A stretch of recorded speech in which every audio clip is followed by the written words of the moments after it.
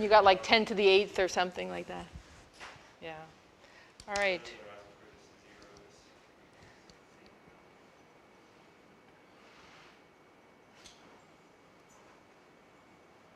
Let me, actually, I can talk a little bit about the homework just because that is a good point. We just turned in homework 3. And there was this problem where I asked you to take some points that were at sort of logical places in an XYZ plane. XYZ coordinate system, I should say, and undergo shear and undergo elongation. And as Carl said, these points are located in a plane that is 1 unit up from the wall. And in this plane, it's going to be subjected to shear flow in one case and elongational flow in the next. And in shear flow, what we saw is that if the particle is down here at the wall, it doesn't move at all, so nothing changes. Otherwise, it moves only in the one direction. So I've got this kind of drawn backwards. We'll have to let it go for now. And it only moves in one direction. And after 10 seconds, it moves a little ways down the road. And so a typical shear rate would be 1 reciprocal second, which means that if the gap is 10 centimeters, it'll move 10 times 10 centimeters down in 10 seconds. Okay? So that's what 1 reciprocal second is that it'll go 1 gap per second. And so after 10 seconds, it'll go 10 times the gap distance. And so that's a very reasonable, as I pointed out when I first pointed out shear flow, a flow where the separation is linear with time. But elongation of flow is another story altogether. When we sketch it, it looks like a reasonable flow. If I put a particle in the center, it would stretch and contract, and that's correct. But just sketching it doesn't give you the impression of how severe the deformation is. And so that problem we did in the homework was meant to give you an idea of just how severe that deformation is. And it's extraordinarily severe. So in order to produce this flow, you're only going to go to very small strains. You're not going to sustain it for something like 10 seconds. So the 10 seconds was really the unreasonable part about the problem. You're lucky if you're straining a sample in elongation of flow, you're lucky to get it going for a few tenths of a second. So that's one reason why it came up with such an enormous difference. As you saw, for the samples for the pieces of the flow that were in the plane where, let's say, the plane of symmetry, so the flow, let's say the flow is going up and inward, if it's in this plane, they move from wherever they started just inward and they slow down. And that's what the sample is doing. It's stretching this way, but it's contracting in this direction. So it goes inward and it slows down. And it slows down enough that it never slows down to 0, but it just keeps slowing down, down, down, down. So that's not a problem. The problem is in this direction, what you saw was that there's exponential growth in displacement because if you start off the axis, you have a velocity that moves you outward. At this outer velocity, you're at a faster velocity. And so it moves you outward even faster. And every step you take outward moves you into a flow area where the velocity is even faster. So that's exponential growth. Every step you take accelerates you. And so that's why it ends up at the moon. I mean, literally at the moon where the distance is after 10 seconds. So it's not a sustainable flow for that long. So we're just beginning to appreciate that in this lecture today. We're still talking about shear, but either today or on Friday I'll be talking about elongation, and we'll see what needs to be measured in order to make such a measurement of let's say, a viscosity in an elongation of flow. And unfortunately, it's still a very difficult measurement to make. So let me go back now to discussing shear material functions. And I have on here a slide from lecture 16 that's a summary of the different kinds of flows we've been talking about. We've talked about steady shear, step growth, and stress relaxation. And then last time we talked about creep, which is actually this one, step up in stress. We talked about step strain, and we began to talk about the last shear material function, small amplitude oscillatory shear. The thing that took up all our time in the last couple of lectures has been the discussion of strain.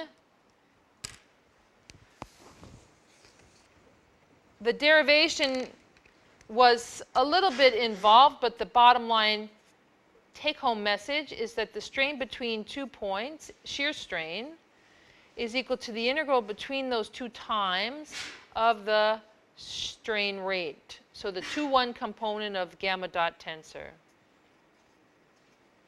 That's what this term means. This is the 2-1 component of gamma dot the tensor, del V plus del V transpose. And if I take the 2-1 component.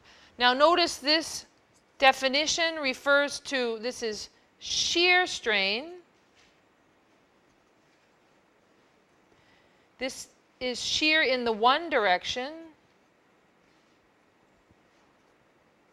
Variation of velocity in the two direction.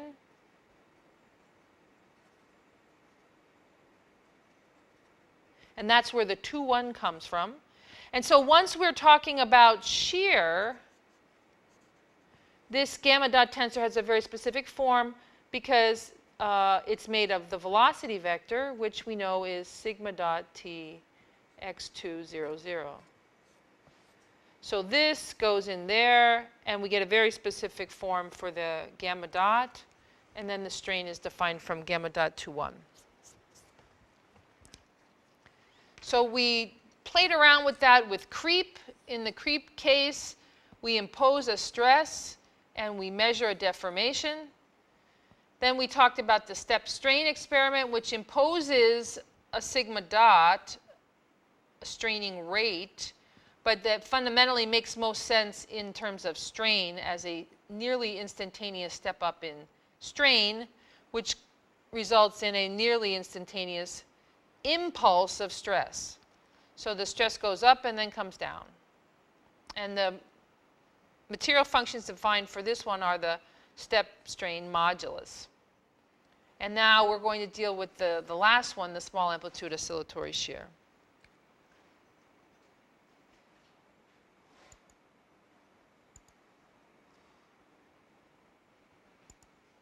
So as always, when we're talking about material functions, we have a slide that looks like this that has what is the motion and what are the material functions defined from the stresses. Because it's shear, there are 3 stress quantities, tau 2-1, N1 and N2. In the linear regime where this experiment is interesting, N1 and N2 are not interesting because those are nonlinear effects.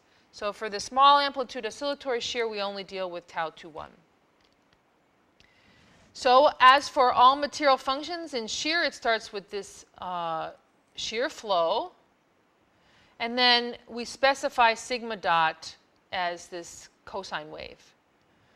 Last time I talked about the strain. So again, strain is this quantity, the integral of the strain rate, the 2-1 component of gamma dot tensor. Because the 2-1 component we can calculate, as I just said, from the velocity. The 2-1 component is just sigma dot. Sigma dot is just gamma dot cosine omega t. So we put gamma dot naught cosine omega t prime in, integrate, and we get sine. And that's where we get that the cosine wave that we impose is a sine wave. The strain amplitude is related to the strain rate amplitude by the frequency. That just comes from comparing. This is, we just derived the strain amplitude, and the definition is gamma naught is just what's out in front here. And the frequency came because when we integrated the cosine, we had a 1 over omega term. Now, what happens when we impose this sinusoidal straining? And that's the key question. What happens when we impose a sinusoidal straining?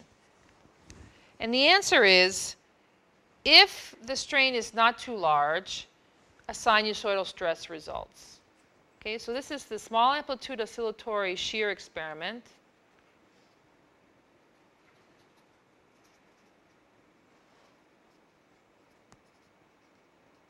Which is SAOS. I don't pronounce that, but I often write it. Small amplitude oscillatory shear. And we impose a strain, which is gamma naught sine omega t.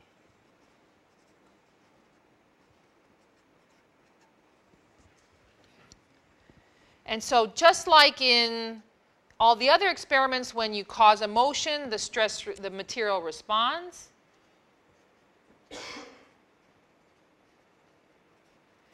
By producing a stress.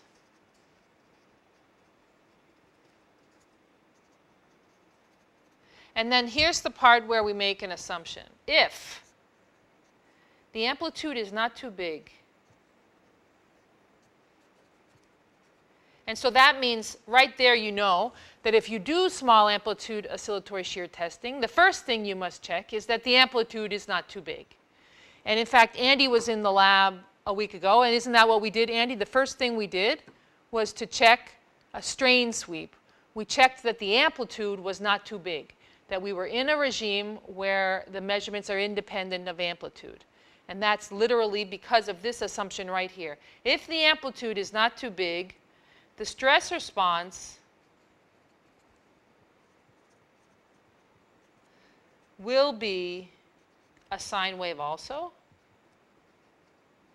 of the same frequency.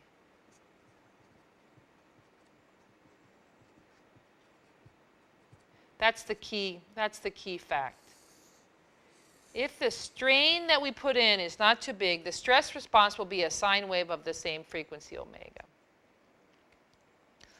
So if you imagine you have a piece of cross-linked rubber or Jell-O, let's say. So we have our lime Jell-O, and we have it between our hands, and we just strain it in an oscillatory way. If it's not too big of an amplitude, the stress will follow right along. It'll take the most stress to give it the highest strain, and then when you're giving it no strain, there'll be no stress. And when you come backwards in the other direction, it'll be the highest stress in the negative sense. So the stress is moving in the same frequency as the strain. Okay, that's the response of an elastic material. Now, that's not the response of a Newtonian material. For Newtonian material, the stress is maximum when the rate is maximum. If we go back, so let me summarize. For an elastic material,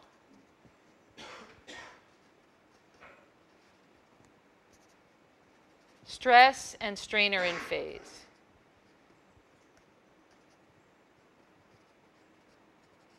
So that means strain is a max, implies stress is a max.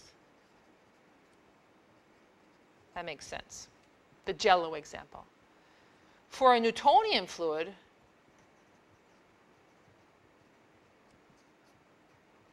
we have to think like a Newtonian fluids. Newtonian fluids think like this. Tau, this is Newton's law of viscosity, minus mu dV1 dx2.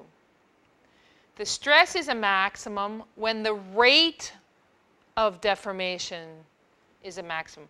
dV1 dx2 is gamma dot 21, the strain rate. So for a Newtonian fluid, the stress is a maximum when the strain rate is a maximum. Not the strain rate.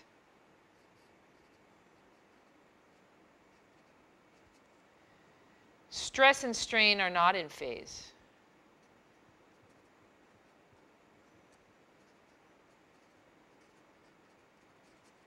Stress is a maximum,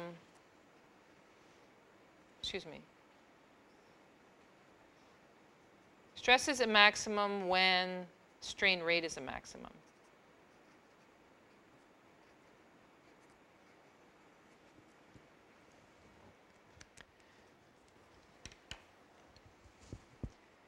So if we go back to shearing a material here, now it's a Newtonian fluid.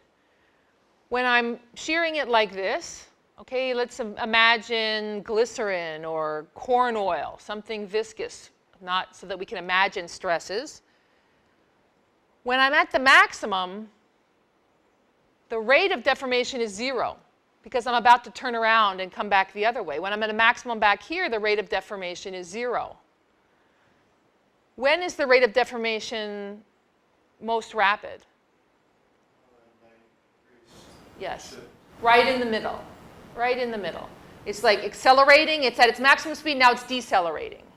Now it's accelerating, maximum speed, decelerating. So the rate of deformation is a maximum at 0. So for a Newtonian fluid, stress and strain are 90 degrees out of phase. 90 degrees out of phase. So whereas when we put Jello in between a plate and did this back and forth, we got stress max, strain max, stress max, strain max, max, max, max, max. Now with a Newtonian fluid, it's max, min, max, min. Max, min, min, max, max, min. Okay, it's switching sign, 90 degrees out of phase. And that's why we do this experiment. Because when we put something into our instrument that's neither Jello, an elastic solid, nor corn oil, a viscous liquid, but a little bit of both, this experiment allows us to say how much is it elastic and how much is it viscous. So this is the ideal experiment for mixing viscous and elastic effects, the small amplitude oscillatory shear. Now, why small amplitude? Well, I mean, if we took Jello and went like this, what would happen? It would break. It would break or it would let go. You know, we would slip on the top. It would fracture, something bad. Before it did that, if we just merely overstrained it but didn't break it, it would be nonlinear. We would get a wave that was not just sine omega t, but sine omega t plus sine 2 omega plus sine 3 omega, all those different harmonic effects. Those are nonlinear effects. Okay, so we don't want nonlinear effects. We want to keep it nice and slow and gentle, the amplitude not too big, so that we get just the same amplitude in, same amplitude out. If we do that, I'll show you what happens. Okay, so in the small amplitude oscillatory shear experiment, the strain that we put in is gamma naught sine omega t. The stress that we get out by postulate, I said we're going to make this be the case, is going to be a wave of the same frequency but out of phase. The amplitude, I don't know what it's going to be. There'll be some stress amplitude. All I'm saying is it will have the same phase, and the same frequency. I don't insist that it has the same phase. So for Newtonian fluids, this is pi over 2, 90 degrees out of phase. And for elastic liquids, delta is 0. For materials where it's something else, delta is delta. Delta becomes a measurable of our sample. So now the measurable quantities are the amplitude of the wave and the phase difference. Now we can split this up and go back to our calculus book for the sign of the addition of two angles. So this is equal to tau naught. And the sign of A plus B is sine of A, sine of B, plus cosine of A, cosine of B.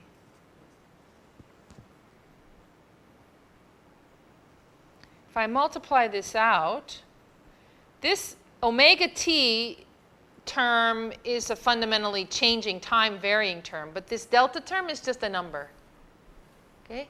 This cosine delta term, this is just a number too. This is just some constant for a given experiment. So this coefficient is tau naught sine delta times sine omega t plus tau naught cos delta cosine omega t.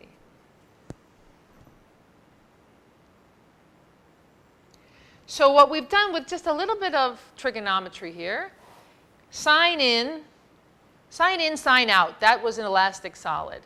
Now it's sine in, some portion of sine out, and some portion cosine.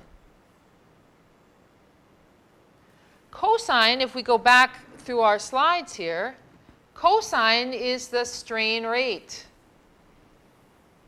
Cosine omega t is the strain rate. Sine omega t is the strain. So what we end up with is when we put a sinusoidal strain in, we get a wave out, one portion of which is in phase with the strain. This is an elastic response.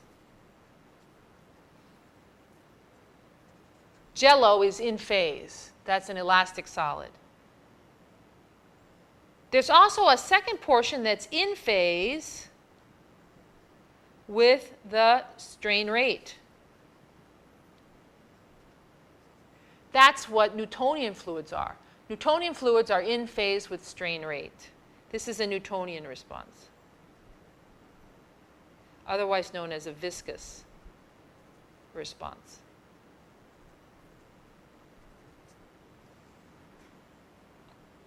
So what we do in this flow is we define our material functions to allow us to understand the viscoelastic response of the material.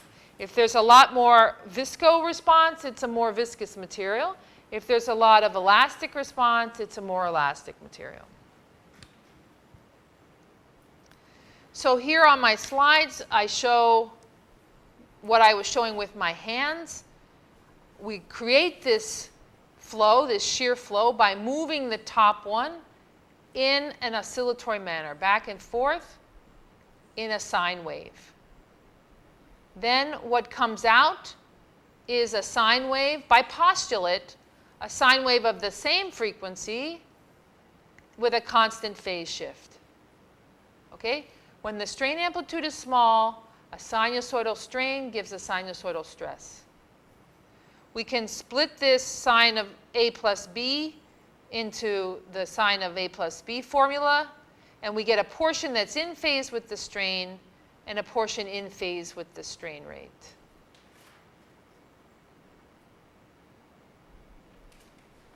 So graphically, this is what it looks like. Here's my strain wave. Sine of 0 is 0, so this is the strain, and it's a sine wave.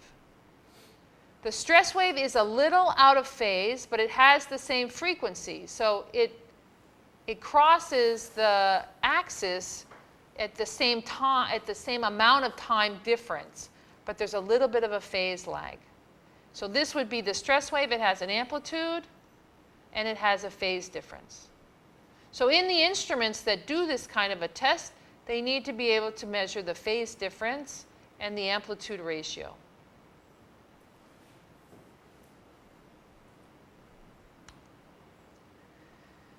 This formula that we derived very simply for stress, we can put it into the definition of the material function. If we go back to my material function page, the definition of the material function for this flow was based on this stress wave with something multiplying the sine portion and something else modifying the cosine portion. So if we take our result, well, this is what we got. We got tau naught cos delta sine omega t plus tau naught cos delta and cosine omega t. If we divide all the way through by gamma naught, we get the left-hand side of that definition. Therefore, the thing that was called G prime must be this term, and the thing that was called G double prime must be this one. So these are the material functions for small amplitude oscillatory shear, G prime and G double prime, and they will, in general, be a function of frequency. The only time they're not a function of frequency is when you have an elastic solid. When you have an elastic solid, It's in phase no matter what the frequency. But other than the elastic solid, it's a function of frequency. The names of these two moduli, we commonly refer to them as G prime and G double prime, but they're also known as the storage modulus and the loss modulus.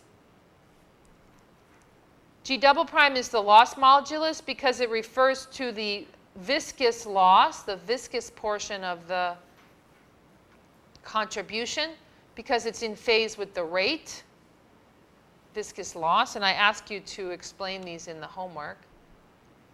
And the G prime is known as the storage modulus because it mimics an elastic solid. So this is Newton's law for an elastic solid. Instead of the stress equals minus the strain rate times the viscosity, for an elastic solid, it looks more like a spring. The strain is equal to minus a modulus times a strain. So this is how a spring works. You have a spring at rest. You stretch it out a little bit. You get a spring that is stretched out. And the amount of stress that it takes to hold this spring out here, it depends on the force constant of the spring and how much you've deformed it.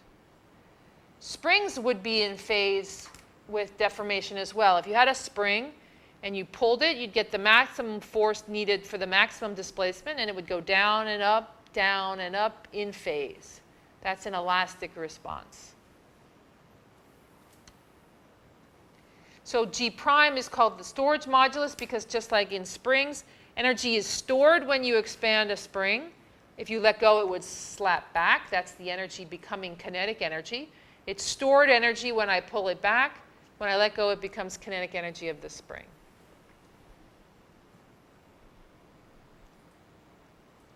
Yes? Yeah, on that slide you have like tau naught cosine delta times sine omega t, and on that one you have tau naught sine delta sine omega t. Oops, good eye. I said that wrong. This sign is right. I should have double checked in my mind. Thanks. This one is sine cos, and this is cosine. Thanks.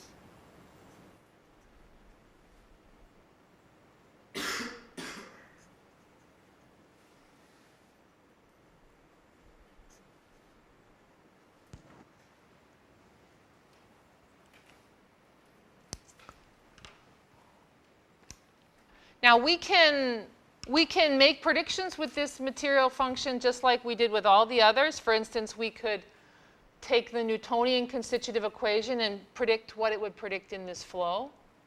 And we can take our future other constitutive equations and put them into this definition and predict what that material would generate for this flow.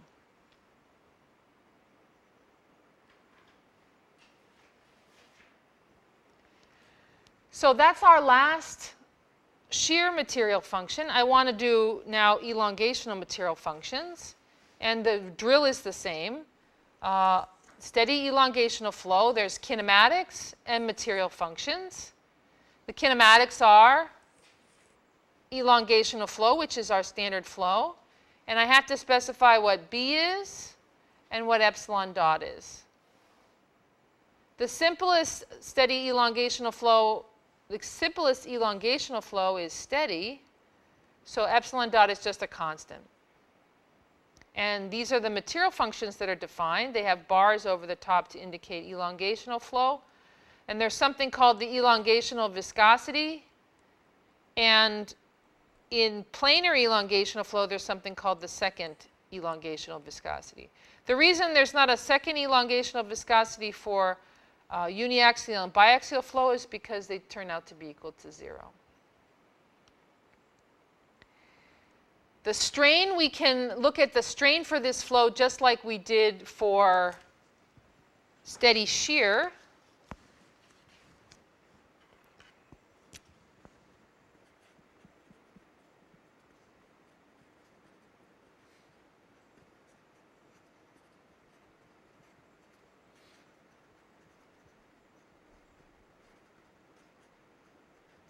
we're really changing our paradigm when we move from shear flow to elongational flow. But we will define the strain in this case, the strain between a reference time and some other time, this could be 0 and t, for instance, is once again the integral t ref over that integral sign, over that same interval of the strain rate, just like it was before. If we choose that t ref to be 0, epsilon from 0 to t is the integral from 0 to t, and then for steady flow, it's gamma epsilon dot naught dt prime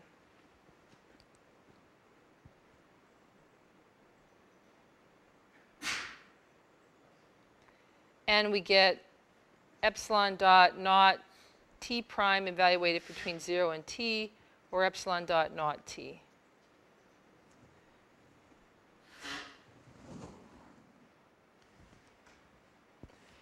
This kind of strain is a little bit different than you use, say, in instron testing material, where you worry about just length ratio, initial length and final length. We showed in our previous discussion that this quantity is equal to the natural log of the length ratio. Okay, so this is a bit different from the strain. I don't even know what they call it. This is called our strain is called the Hanke strain.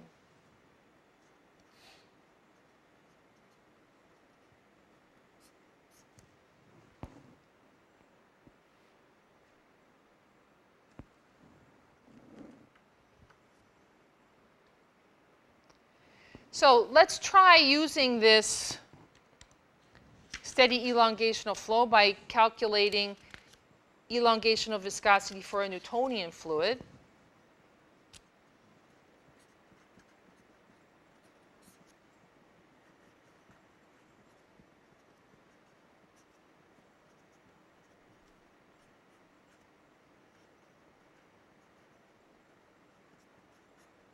And let's see if you can figure out how you would do this.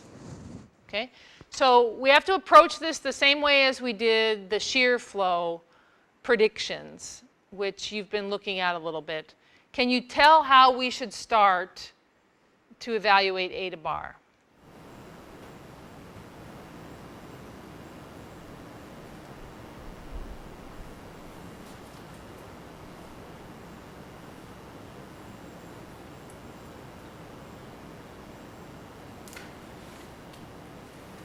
I can remind you how we did it for shear flow.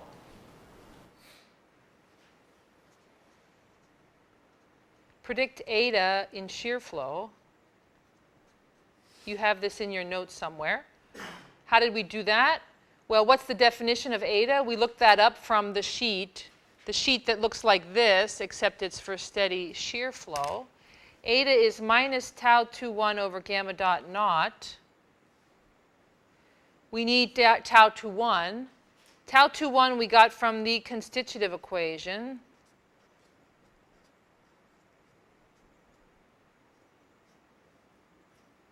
Where did we get this?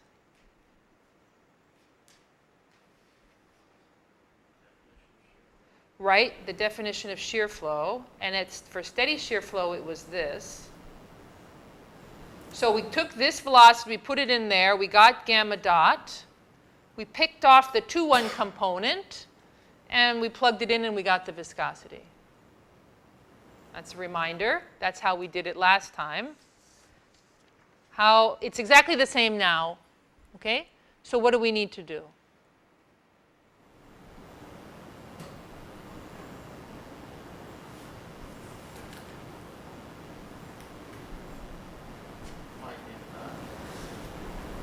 Fine.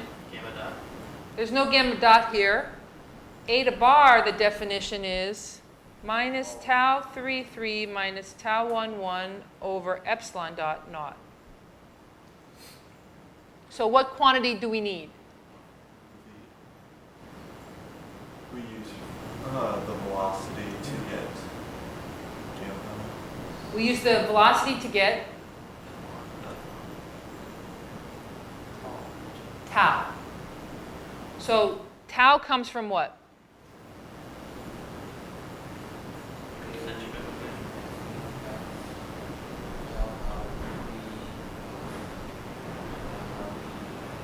Right.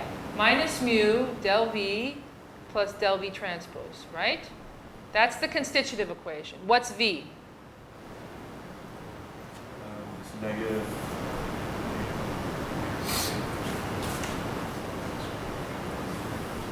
We're looking over here. Here's V. It's given. What's epsilon dot? What's epsilon dot as a function of time?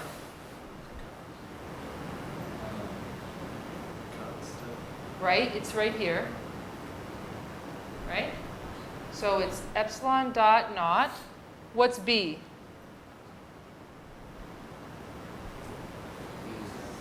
B is 0. So minus epsilon dot x1 over 2, right? There's a minus 1/2. This epsilon dot of t just becomes epsilon dot naught, and b is 0. There's an x1 there. What's the 2 component? Epsilon naught x2 over 2. Right. Minus epsilon dot naught x2 over 2. The third component? Epsilon naught x3. Right. Epsilon dot naught x3. What's del V?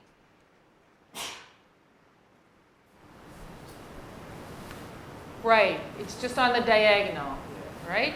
So this we can go through the whole Einstein derivation.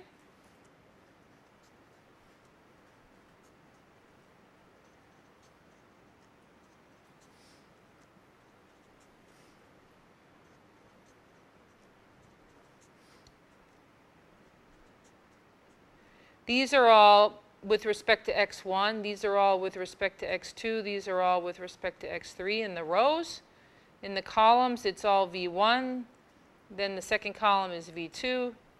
The third column is v3. So it's dv1 dx1. Right. Take a derivative of this with respect to x1. There's an x1 there, so it's minus epsilon dot naught over 2. What's dv1 dx2? dv1 dx3? dv2 dx1? dv2 dx2? Negative epsilon naught x. Negative epsilon naught over 2. Right. Minus epsilon dot naught over 2. dv2 dx3?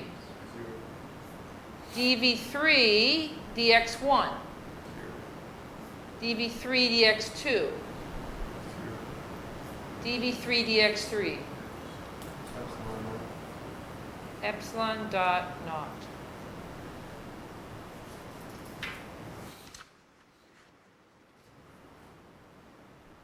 What's del V? Del V is minus epsilon dot naught over 2, 0, 0, 0. Minus epsilon dot naught over 2, 0, 0, 0, epsilon dot naught.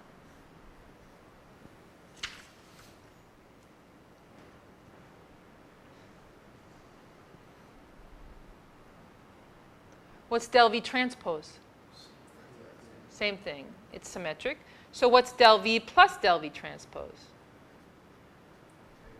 Epsilon naught 0, 0, 0 epsilon.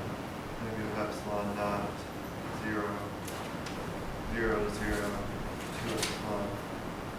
Right.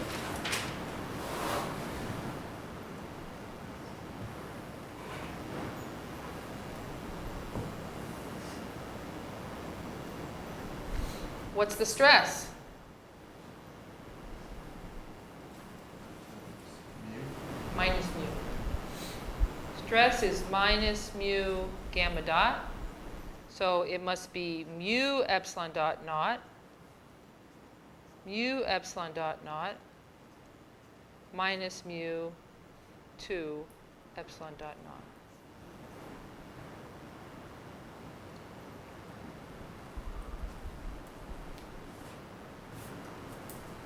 So we're there. Now we just need the definitions of the material functions because we've got all the stress components. So now we just need tau 33, which is minus 2 mu epsilon dot naught. Tau 11, which is mu epsilon dot naught. We need to subtract them. We need to put a minus sign. We need to divide by epsilon dot naught, and we've got our final answer.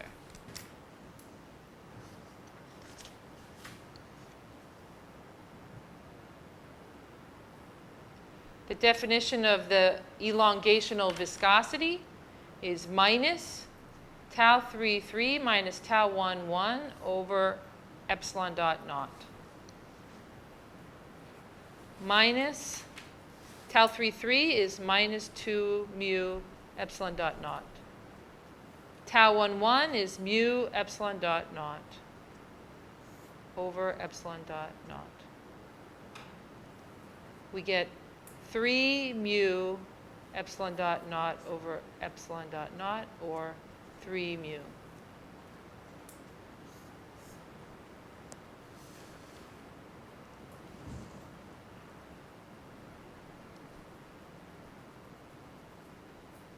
The uniaxial elongational viscosity of a Newtonian fluid is 3 times the shear viscosity. This is called the Troughton ratio, 3 to 1. 3 times the shear viscosity is sometimes called the Troughton viscosity.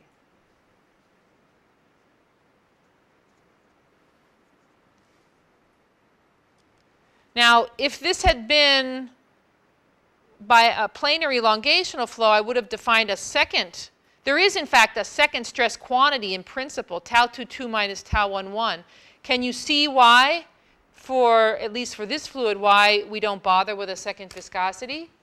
What's tau 22 minus tau 11? 0. So there's no point in defining anything that is related to 0. And it's because of the symmetry of the flow. The flow is in the 3 direction in this coordinate system, and these two will always be equal to each other, so there's no point of another viscosity. Now you might ask yourself, does it really come out like that? If you put a Newtonian fluid in this flow and measure the stresses, tau 33 and tau 22, do you get a viscosity that's 3 times the shear viscosity? And the answer is yes, you do. Here's some data. In fact, for a polystyrene melt, which is not anybody's favorite Newtonian fluid. In fact, it's a non-Newtonian fluid. But at low deformation rates, the plateau in elongational viscosity is 3 times the plateau in its shear viscosity. And if you do these measurements on an actual Newtonian fluid, you just get a constant viscosity in shear and 3 times that value in elongation. Now, when you have a non-Newtonian fluid, you shouldn't expect really that the elongational viscosity would somehow be a constant like it is for a Newtonian fluid, and it's not. For a non-Newtonian fluid, at low rates, it's kind of Newtonian-like, but then it tends to thicken a little bit and thin a little. These are very subtle effects, but there is a tendency to rise and fall. There are some data points that show just pure thickening of elongational viscosity, and there are some that show pure thinning of elongational viscosity.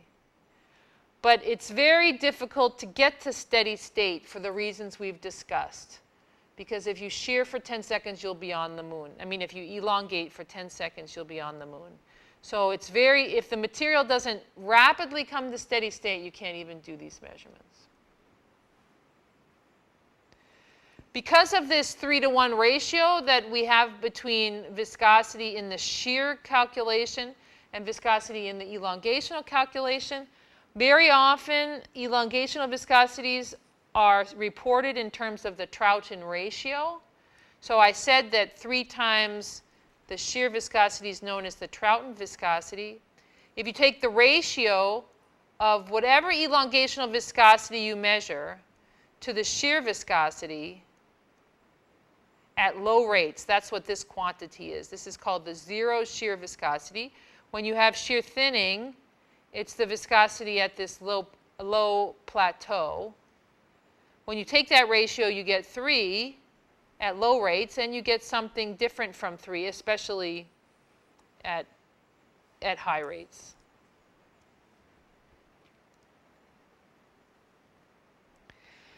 So this elongational material function worked exactly the same way as the shear ones. We just had to do every step. We have to start with these kinematics. We have to plug them into the constitutive equation so that we predict the stress components. And from the stress components, we get the material functions. So you could do this for planar elongation, right? How would it be different? What would epsilon dot be? Same. What would B be? 1. So this 1 plus 1 gives 2, 2 over 2, and so it looks a little different. What's 1 minus 1? 0. So this term goes away in planar elongational viscosity. And this becomes epsilon dot naught. So you have to calculate a different del V and a del V transpose. But you can do it straightforward, and you can predict from the Newtonian constitutive equation the stress components. Can you see why this wouldn't be 0? If this is 0, there's going to be no center stress. There's going to be a tau 1,1. There's going to be a tau 3,3, but there's not going to be a tau 2,2. And so as a result, this difference won't be 0 anymore in the planar case. Now, in addition to the Newtonian constitutive equation, we can use this to predict in non-Newtonian fluids. And the only non-Newtonian fluid we have right now is this phaco one. But let's try, and this is going to raise a point for us. Let's try to predict elongational viscosity for our phaco constitutive equation.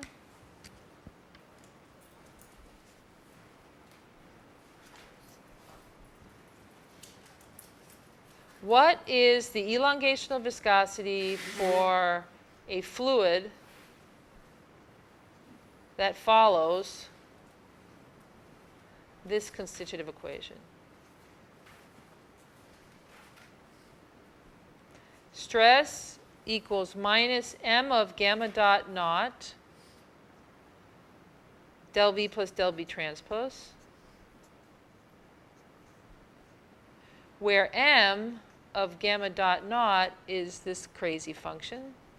It's a constant when we're below some critical shear rate, and it's this power law type function when we're higher than that critical shear rate.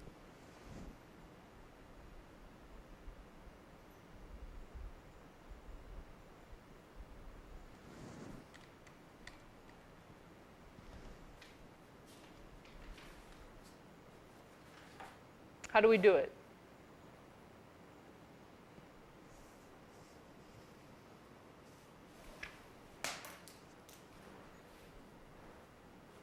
We're looking for eta bar. Eta bar is tau 3,3 minus tau 1,1. Where do we get tau 3,3 and tau 1,1?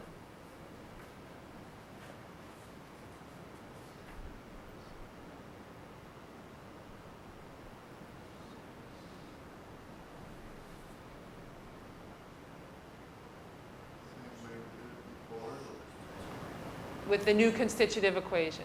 So what's gamma dot, this tensor? Is it different or the same?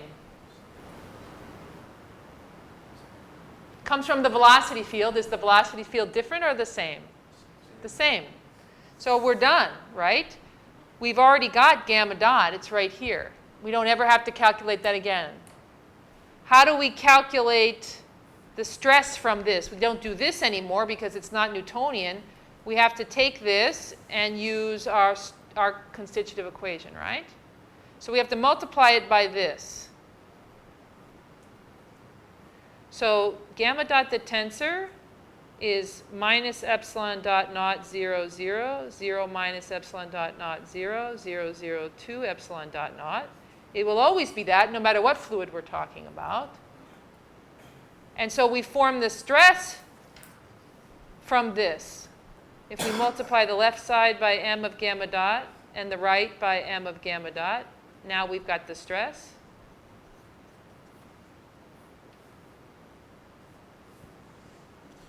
And we can pick off tau 33. Actually, it's minus m gamma dot. It's minus m. Tau 33 is times 2 epsilon dot naught. Tau 11 is minus m times minus epsilon dot naught. Subtract them, divide by epsilon dot naught, and we're done. There's only one problem.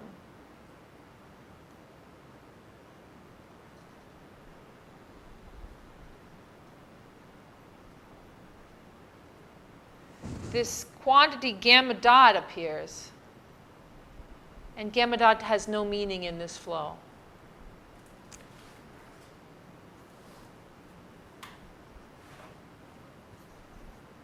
Okay? So this I'll pick up on Friday. When we made this FACO-constitutive equation, we wanted it to match regular steady shearing data. And that steady shearing data is a function of this parameter, which only exists in shear flow. We're not in shear flow anymore. There is no gamma dot.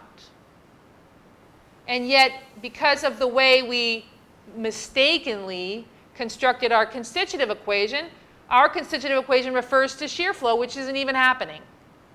Okay, we have a problem. So we have to fix this. We have to figure out what we did wrong when we made up this FACO-constitutive equation, how we can fix it so that we can get a real constitutive equation that will work in a non-Newtonian sense in elongational flow. Okay, thanks for the extra 3 minutes, and I'll see you on Friday.